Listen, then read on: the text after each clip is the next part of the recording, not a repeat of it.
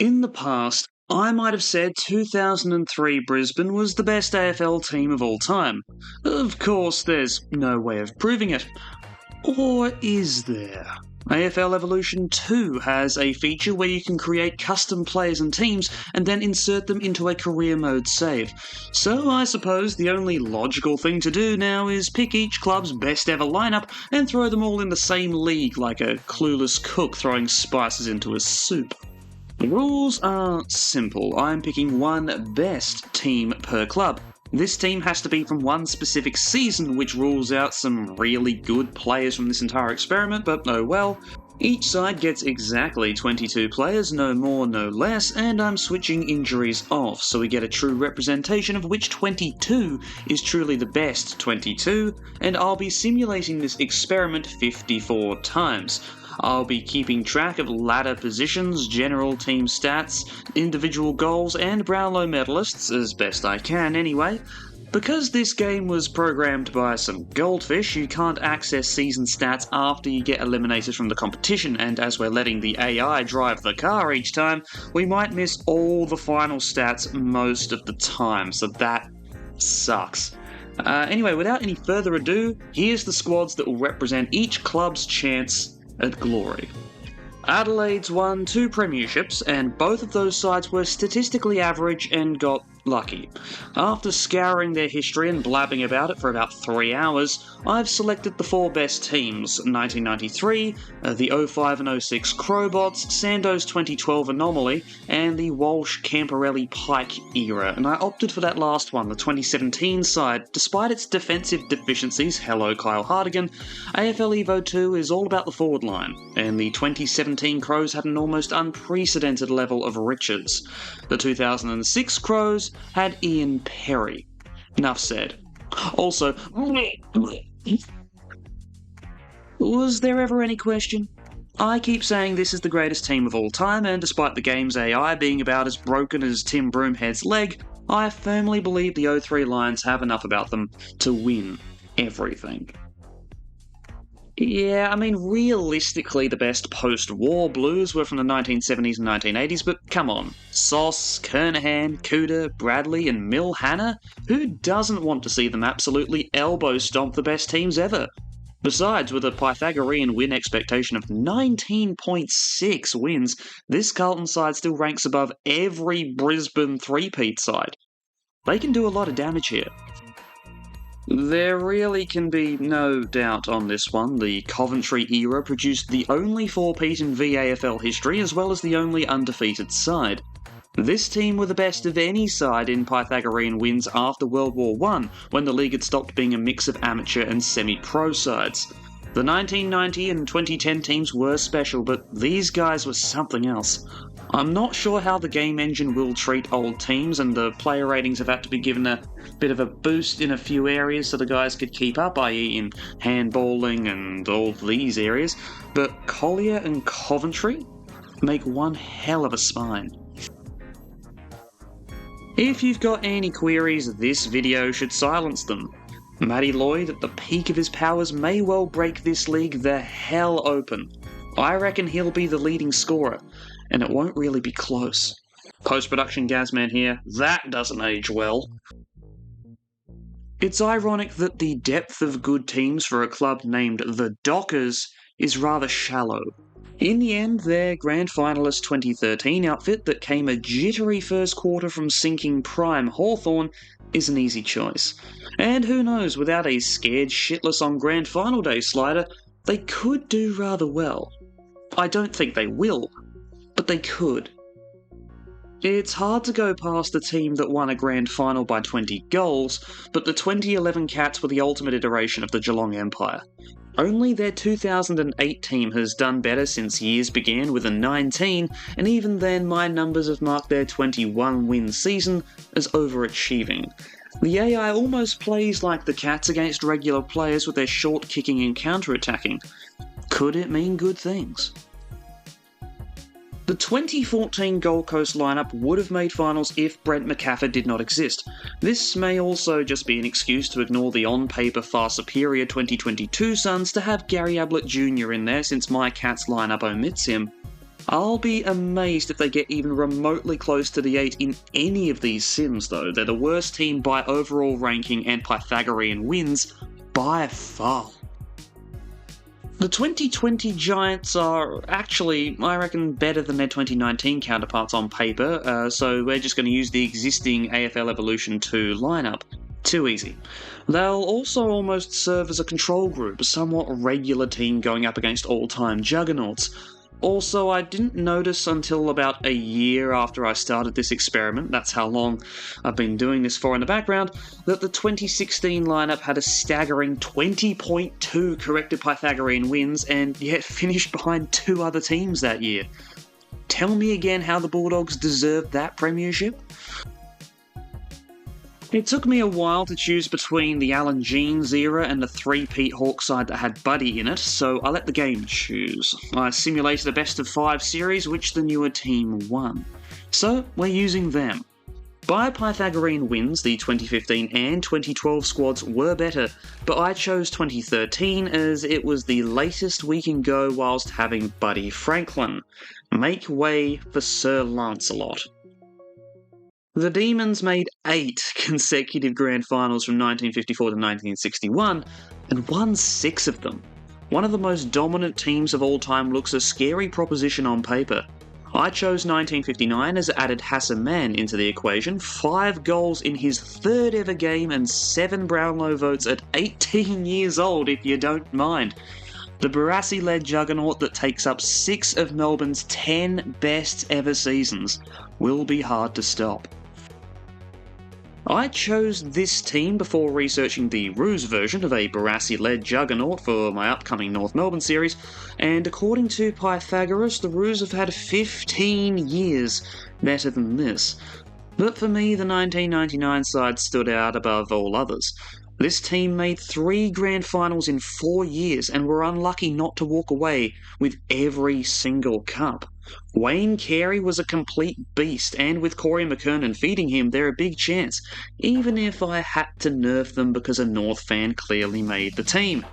I mean, Anthony Stevens a 94 overall? Please. This would have been a great opportunity to use Port's 2020 side, but even though the 2004 side rung up slightly worse numbers, they managed to walk away with this, probably because they didn't have him.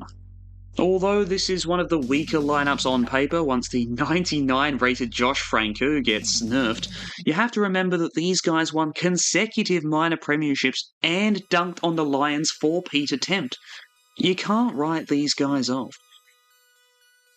AFL Evolution 2 came out for the 2020 season right as Richmond were in their dominant throes, so therefore we will be using them with no changes made.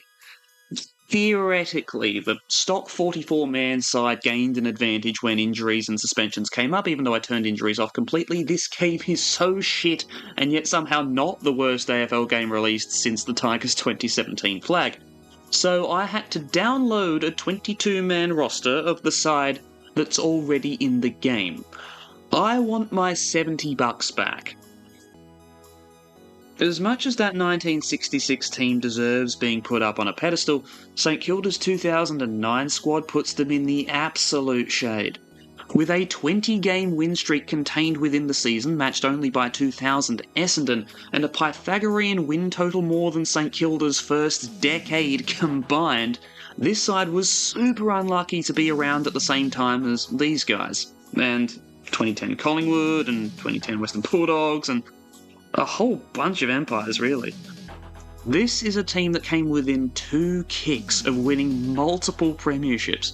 This team will go close, a lot of people sleep on it, but it's an all-time great.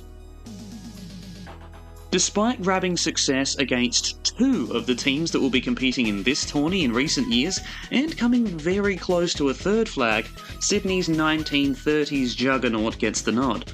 Based on the assembly of nationwide talent, it was a proto-AFL team that should have won about 5 flags. The 150-goal Bob Pratt should be insane in this sim, especially if the in-game sim engine prioritises kicks like it does against real players, and also because there won't be a truck to run him over this time. Yes, the 1990s West Coast team was unequivocally better than the 2006 team. This is a choice I made specifically for me. I wanted to see Cox, Judd, Kerr and Cousins work their midfield magic. Also, this means I can just grab the player ratings direct from AFL Premiership 2007, the best AFL game ever made. Plus, I want to see Ash Hansen and Adam Hunter exposed for the frauds they are. Well, frauds is a bit strong. I mean, they're below average up front and somehow performed really well exclusively against Sydney in finals, which is kind of hilarious. So let's see how they handle Stephen Silvani and Matty Scarlett. Yes, the flag-winning 50s side was very good. Yes, the Dogs were consistently up there in the 1990s, but this was the Bulldogs' true golden generation. Johnson and Barry Hall up front, Cooney, Griffin, Boyd in the middle, and Gilby, Lake and Gian Syracuse down back. Also, Jason Ackermanis as well, for some reason. I still think 2009 was their best chance, but the addition of Hall makes this 2011 side a lot better. It's 2010, you idiot. Now, I ran into problems straight away by using FanHub to download teams to save valuable time. Most of these teams are well assembled by people who've set their impartiality aside. There were a few anomalies, like that 99 rated Josh Franco and a 21-man 1995 Carlton Grand Final lineup that also still had Troy Bond in it. And then we get to someone who is clearly a North fan giving the 99 Kangaroos outrageous ratings that I had to manually tone down. Thanks for that. But since these aren't official teams, the ratings are not exactly standardized. Not much I could do about that. Also, I had to make the 1959 team myself, and I didn't have as much data on that team now as I will for my next experiment, which I'll talk about at the end of the video, so that team might be a bit dodgy. Other issues. Well, as I said, injuries can't be turned off, so we'll always have a bunch of 76 rated dumpster fodder clucking around instead of the players we actually want. Hopefully over 50 experiments that will all even out. There's also the major issue that teams that contain players who were still around in 2020 had. These players would maintain their 2020 ratings and age. Now, obviously we can't have a 35-year-old Gary Ablett in a 2014 Suns team, just like we can't have peak Charlie Cameron at a Crows lineup that missed his best work by about 2 years. So I've had to manually adjust each of those players to suit based on AFL table stats and my own personal experience watching them. You're welcome. And of course, as soon as the season's over for your team, it cuts to next season. No ladders, no access to stats, and if the club we pick doesn't do well, we get sacked, so we don't even get the ladder, which always counts the finals anyway. This game is crap, and of course there's the issue that the simulation AI is almost comprehensively broken. On the second highest difficulty, and whilst permanently benching 3 80-plus rated players, Carl Hartigan, Rory Atkins, the 2020 Adelaide team, the shit one, finished a goal away from the grand final. That gave me more than a little pause for thought, but honestly, we've got nothing else to sim this on. Well, at least we didn't at the time. And yes, I set the groundwork for this right as this flaming pile was announced, and in fact, due to me moving around the country, this whole thing's taken me over a year. God damn it. The method. To avoid favouritism in the draw, I'm rotating the teams by 1 slot after every experiment. To ensure complete stat collection, the team in the 6th slot each time will be player controlled, as they will always play the final game of the season, also preventing any player-weighted RNG bias in the experiment. Stats will be collected before this final match. And then the game will be played, and we'll add those final score tallies on top of the stats that were collected before that game. We'll have 52 seasons of data to pick from. Ideally, I'd like more, but I have a job and a life, and, well, I have a job. So, here we go. My predictions before the start of the experiment. The Lions have to win this, surely. I think they'll roll the Bombers like they did in 2001, with the 99 Kangaroos and 2011 Cats rounding out the top 4, and the Suns coming last by quite some way. Here's my predictions.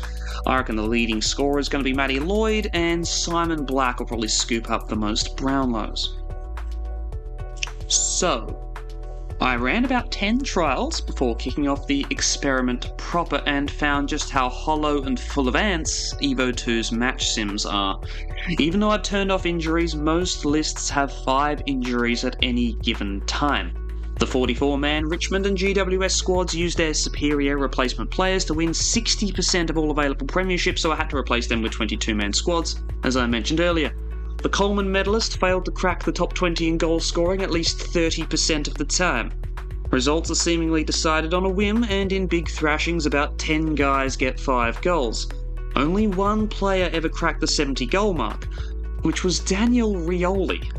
Tall forwards are dead, and yet they win Brownlow medals because they get shifted into the ruck when the main ruckman gets injured and they stay there. Didn't find out about that till I saw that Lloydie had 500 hitouts one season. Beau McDonald won 2 Brownlow medals. No idea why. The best forward of all time according to these early simulations? Craig Scholl. Anyway, let's get cracking on with these real simulations. I must say, most teams were close to the mark. The difference between 1st and 8th on the rankings was about 2 wins per season, way tighter than I expected, which speaks to the quality of these teams, or the general crappiness of the simulations. The teams were ranked overall with this coefficient. I'll give you a couple of seconds to pause and look at it, and we'll move on. Like I said, most teams were close. A few really weren't. Port Adelaide were genuinely amazing in that they hit the ground running, and by that I mean blood running from all of their bodily orifices. They sucked, leading the league with 9 wooden spoons. They scored the least points, conceded the most, and were one of 2 teams to not make a single grand final. The Gold Coast, rated significantly lower in overall rating, made 4. Ouch. The main measure of how bad this team was is that they finished last more than they made the 8. That's gotta hurt. Fremantle only made finals twice in the first 17 sims, and were 4 wins per season behind the leaders. While Port managed a 2nd placed finish in the regular season, Freo couldn't even muster that. In fact, the Dockers made the least amount of top 8 finishes of anyone, with only 7. They made 1 grand final. Like real life, they lost it. Sydney started out as the worst team with 6 wooden spoons at the halfway mark. However, they only earned 1 on the back half, even winning a premiership. Their coefficient is helped by Brighton Diggins winning 4 Brownlow medals, which I still cannot believe, but we will get to that, and making a staggering 18 final series, though half of those ended in week 1. Melbourne didn't do a whole lot of anything. 2 grand finals, the most of any team to not win one, next to 4 wooden spoons. Again, half of their 15 final series ended in the elimination final, but their offense was 6 points per season better than St Kilda's. Interesting. Collingwood were interesting too, in that they generally sucked really bad, but was saved by occasional deep runs into September. They only made 13 final series, but 3 of those ended in grand finals, with a further 4 prelims. Over half their finals runs went to the final 4, and none ended in the semis. They won a flag over Brisbane, funnily enough, but were only 13 points per season better than Port in terms of their defence. They had a season where they conceded 2,600 points. That's bad. The Dogs were disappointing. Despite boasting an 85 overall team and one of the best attacking sixes, they made 15 top 8s for 1 grand final, which they won, joy of joys, but they had the lowest prelim win rate of any sides that made a grand final, which I suppose is on brand, it must be said, for the 2009-2010 Bulldogs, at 25%. 6 wooden spoons also drag them down the rankings. This here is proof that somehow the midfield does not matter in AFL Evo 2. The Eagles made the finals less often than Melbourne, and although they only won 2 wooden spoons, they were consistently outscored, with a percentage of only 93.57, averaging around 12th place per simulation. And with 4 prelims, all resulting in Ls, they're the best ranked side never to make the last Saturday in September. Yep, that number is greater than 0, which means the Gold Coast won a flag. They won over 2,000 Essendon, scoring 2,500 points that season. I have no idea how this happened.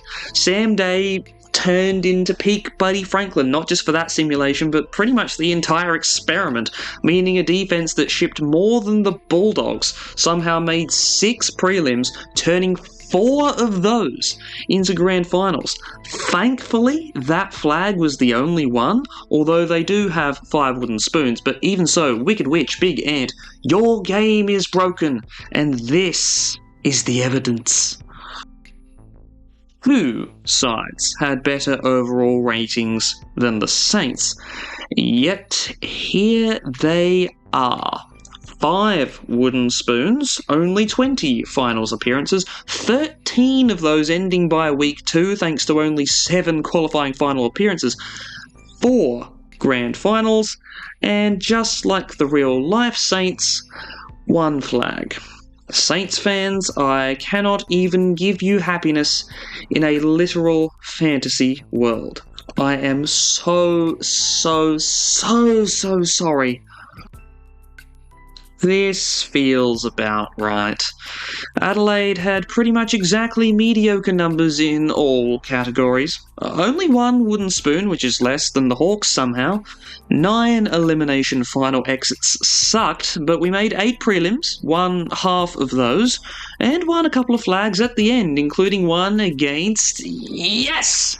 Have that! Team which began my team's downfall. We beat you in a shit video game that sucks at simulating. I am so unhappy. Yeah, mind the gap between the top 8 and the rest. North were weird. They made finals 33 times, including 7 times finishing as minor premiers, and converted a whopping 21 of those into prelims. However, they only won 8 of those. This could have been a lot different, but 4 flags is nothing to scoff at. It's just a shame that almost every other team above them won more. Richmond were the annoying yappy bastards who wouldn't go away. They made 32 final series, and despite only boasting a percentage of 104 and 16 top 4 finishes, won 11 of their 20 prelims. They converted on Grand Final Day 7 times, more than all but 2 sides, which was supremely upsetting. Their coefficient score is hurt by their low percentage though, and a relatively low average finish of 7.8, despite no wooden spoons. The Bombers were a little disappointing, but they have a good excuse in that the best forward I've ever seen was busy doing all the ruck work, so they scored less than GWS did. Still, they made 18 prelims from 30 final series and never came last. Problem is, they weren't clinical from those 18 prelims. They won 9 of them, which isn't bad, but they only won 2 premierships. Their 7 grand final losses is more than any other team, and the worst conversion rate of teams with any wins at all. Their coefficient is helped by 6 Coleman medals and 5 Brownlows, powering them past Richmond in a close race. There's a few Carlton fans around this channel, so it seems, so I don't want to say you were lucky here, but you kind of were. Yes, 38 top 8 finishes was the 3rd most, and yes, 10 of those ended in week 1, and yes, the Blues' average finish of 6.7 was markedly above the Bombers and Tigers.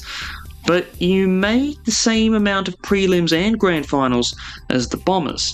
They won 2 flags, you won 6, with 5 in the last half of the experiment. Although 2 were against the Cats, which is appropriate for the 95 Blues. This team was built on a razor-sharp defence, hello Stephen Silvani, shipping the third least amount of points, despite scoring less than North Melbourne did. And in fourth place... Well, this is a surprise. Yeah. Despite an average finish half a place worse than Carlton, which is a big gap in this experiment, and with only 3 flags from 9 grand finals, the Giants are somehow third. Well, 24 prelim appearances sure helped matters, with only 7 finals runs ending earlier. It's amazing that they didn't make more grand finals, but also amazing they got this far considering they had the same overall rating as Fremantle and West Coast.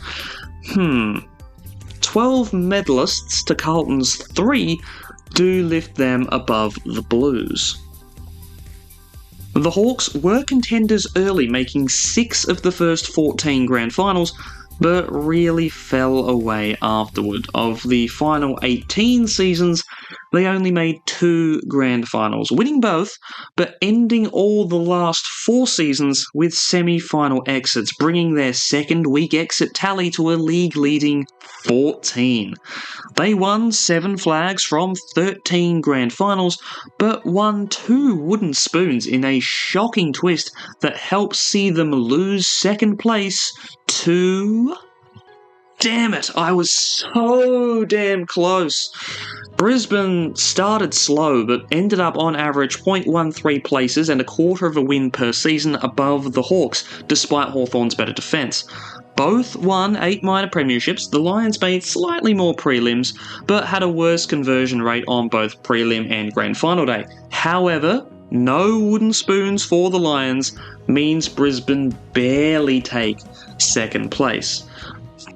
And you may be wondering why all these teams somehow managed to finish last. That's because when each team was player-controlled, they normally did terribly because I set the AI to legend just to make sure that there was no player advantage whilst the teams were player-controlled, so that's generally when a lot of teams finished last.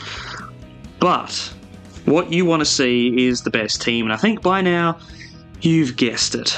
From the start, the Cats dominated. They had the best offense and defense. The top overall scorer in Matty Stokes, and we will get to that.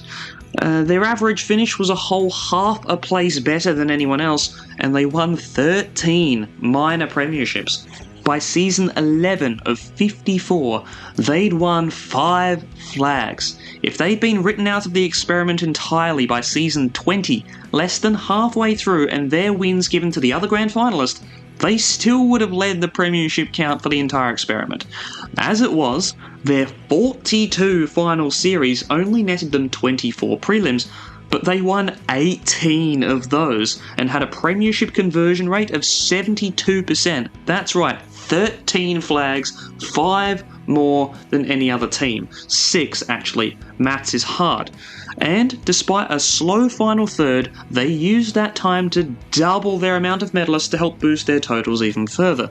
So, 2011 Geelong, according to AFL Evolution 2, are the best team of all time.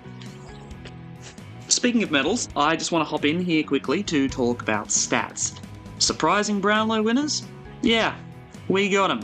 Barry Hall, Sam Jacobs, Matty Capuano and Matthew Lloyd all won multiple Brownlows.